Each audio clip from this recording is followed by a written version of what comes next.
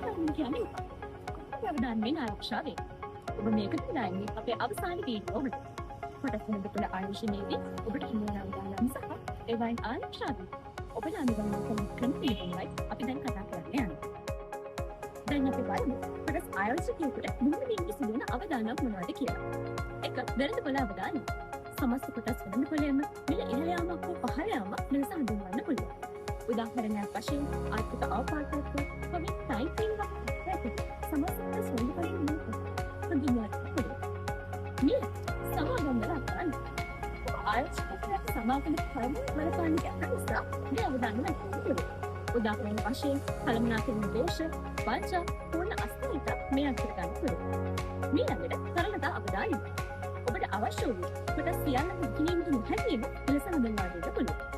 අවසාන වශයෙන් දේශපාලන සහ ආර්ථික අවධානය. රටකගේ දේශපාලන උසල්සම්කම් ආර්ථික මන්දගාමී තත්ත්වයන් නිසා අවධානය නැති වෙන්න පුළුවන්. මේ අවධානයම අඩු කර ගැනීමේ ක්‍රම මොනවද කියලා. 1. බහුලීකරණය. ඒ කියන්නේ ඔබේ මුදල් එකම සමාගමක ආයෝජනය නොකර විවිධ ශේෂ්ත්‍රවල විවිධ සමාගම්වල ඔබට ආයෝජනය කරන්න පුළුවන්. උදාහරණයක් වශයෙන් බැංකු ශේෂ්ත්‍රය, සෞඛ්‍ය ශේෂ්ත්‍රය, නිෂ්පාදන ශේෂ්ත්‍රය ආදී වශයෙන් විවිධ ශේෂ්ත්‍රවල ඔබට ආයෝජනය කිරීමේ අවධානම අවම කරගන්න පුළුවන්. ඊළඟට දීර්ඝකාලීන ආයෝජන. කෙටි කාලීන නිලස්ථායීතාවයන්ට බිය නොවී දීර්ඝකාලීන පැහැදිලි වර්ධනයක් වුණු සමාගම්වල ඔබට ආයෝජනය කරන්න පුළුවන්. ඊළඟට ගවේෂණය සහ විශ්ලේෂණ. ඔබ ආයෝජනය කරන සමාගමේ මූල්‍ය වාර්තා, වාර්ෂික වාර්තා සහ ගණිතපොළ තත්ත්වයන් ආදී කරුණු සොයා බලා අධ්‍යයනය කිරීමෙන් ඔබට තීරණවලට එන්න පුළුවන්. ඊළඟට සීමා තබා ගැනීම. ඔබට අලාභයක් සිදු වුවොත් ටිකින් ටිකටම අලාභ සිදුවීම වැළැක්වීම සඳහා ස්ටොප් ලොස් ඕඩර් එකක් පැනවීම වගේ ඔබට අවධානය යොමු ආරක්ෂා වෙන්න පුළුවන්.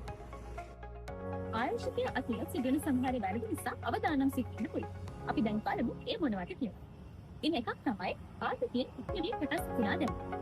කොටස් වෙනකොට කොටස් වෙනින් පහළ යන විට ඊට බියවි සමහර ආයෝජකයන් ඉක්මනින් කොටස් විකුණා දානවා. නමුත් තීරණ ගැනීමේදී සංවේදනයක් පදනම් නොවී හොඳින් සිතා බලා තාර්කිකව තීරණ වලට එනවා. ඊළඟට අවධානය ආරක්ෂක පදනම්ගේ තීරණ කෙරේ. Facebook post එකක්, gossip එකක්, හදිස්සි headline එකක් මත තීරණ වලට ලැබෙන්න අවධානය යොමු කරන්න. ඊළඟට වාර්තාවල තොරතුරු නොසලකා හැර. සමාගම්වල වාර්ෂික වාර්තා, මූල්‍ය වාර්තා සහ ශේෂ්ත්‍රයේ ප්‍රවණතා වැනි විශ්වාසදායී තොරතුරු නොසලකා පරණ ප්‍රවෘත්ති සංවේදනාත්මක තීරණවලට එළඹෙන්න අවධානය යොමු කරන්න පුළුවන්. ඊළඟට ආයෝජකයන් අධිකක්ෂේත්‍රවල තීරණවලට එළඹෙනවා. ඒ කියන්නේ ආයෝජකයන් තමන්ගේ ආයෝජන ක්‍රියාවන් ගැන අධිකක්ෂේත්‍රවල තීරණවලට එළඹෙන්න නිසා අවධානය යොමු පුළුවන්.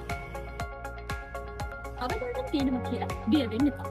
හොඳ සැලසුම්, තොරතුරු සහ හැකියාවන් තිබුණොත් අවධානය අවම කරගෙන ඉදිරියටම යන්න පුළුවන්. ඉතින් අපි ගෙනා වීඩියෝ සීරීස් එක මෙතනින් අවසන් වෙනවා.